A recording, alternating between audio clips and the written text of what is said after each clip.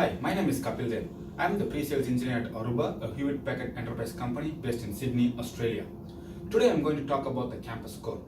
Aruba has changed the game of the campus core using the AOS-CX, which is the most modern, powerful new platform. And today we are going to talk about the major innovations we have done, the major use case we have solved, and finally finish off with the key takeaways. Okay, now let's talk about the innovation part. So why do we need to innovate? We know that the whole infrastructure, nowadays all the whole infrastructure is proprietary, hard-coded, manual, not dynamic. So it's high time that we need to make some innovations in the campus. So you also experienced about the growing number of the mobile devices, the cloud era, and also the mobile workforce. In order to address all these things, we have to do some innovations in the campus. That's why we have bought the AOS-CX Switch, and we have done innovations in 3 different parts. One is the hardware, software, and next is the analytics and automation part. Now let's take the hardware thing. So our efforts to deliver the core was not about launching the bigger box. Of course, we wanted to address the capacities with the great hardware. We have our first instance of release was a large 8400 series, and then we came up with the 2 feature form options, A320 and A325. Our 8000 series hardware is built for scalability and high availability, and its hardware limit entries can go up to 750k entries. And it's not only about that, but also we are leading the industry with the switching capacity of up to 19 terabits per second, and we support the different line rate options like 1 gig, 10 gig, 25 gig, 40 gig, and 100 gig. And we also have the redundant management modules with x86 CPU for better scalability, and we have options for hot swappable fan and power modules, and also redundancy in them. We also support front and back airflow, and the mean time between failure is about 35 years. Okay, now let's talk about the software component. AOS-CX is actually a modular, Linux-based, built with Open vSwitch database management protocol to address the database-centric operating system. The distributed architecture gives you a complete separation of the data and the control plane. It also allows you to independently monitor different software modules, and you can also upgrade these different software modules without affecting the other services. This actually gives you the true high availability. Apart from this, the time series database that is layered on top of the state database via the REST APIs gives you the full programmability and allows you to watch and monitor the network while the network itself takes care of itself.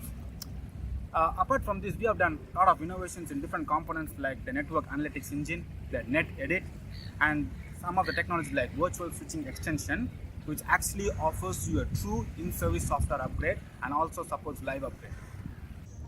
Okay, now let's talk about the analytics and the automation part.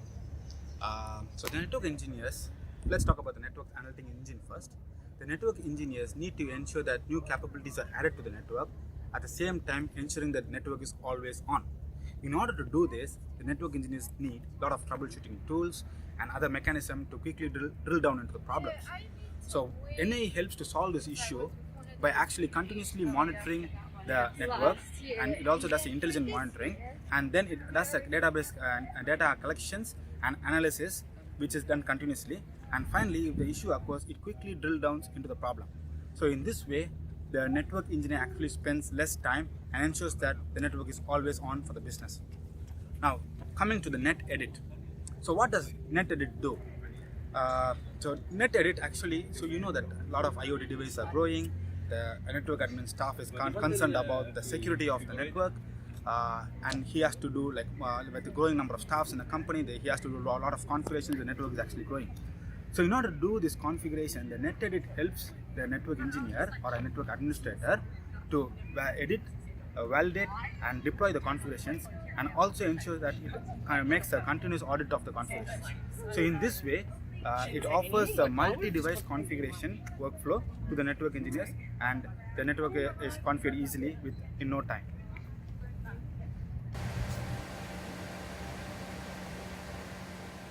Okay guys, so I'm going to take you through the demo of AOS-CX Switch. Quickly run through programmability part, NAE, NetEdit, and the VSX.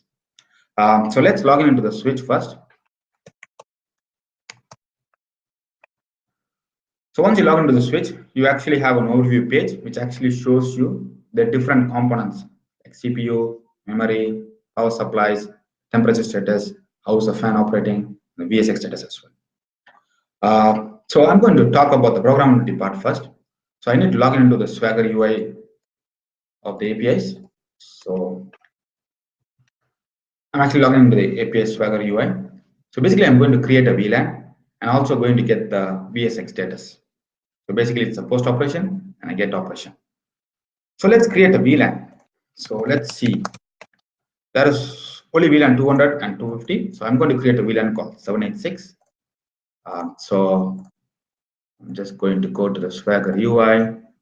Once it loads, I'm going to go search for VLAN.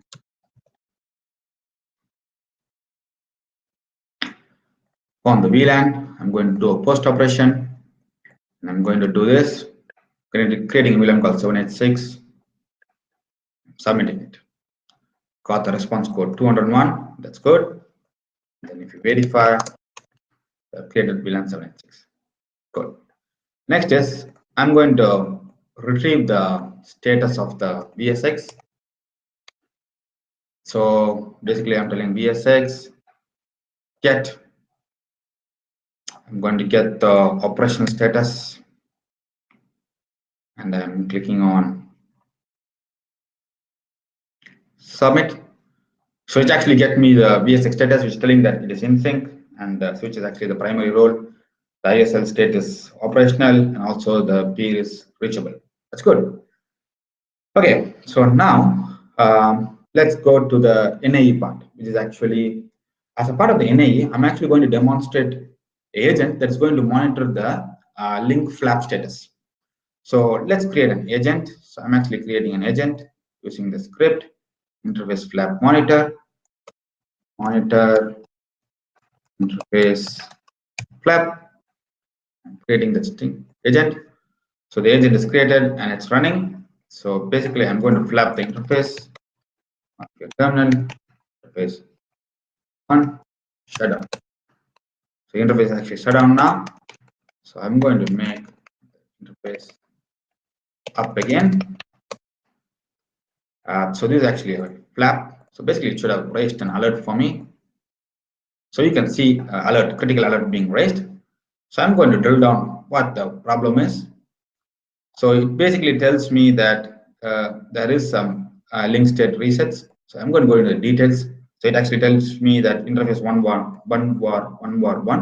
is actually toggled, and it actually happened at this time and this date. It also generated a syslog message. Cool. So that's a pretty simple demo of NAE. Next, NetEdit.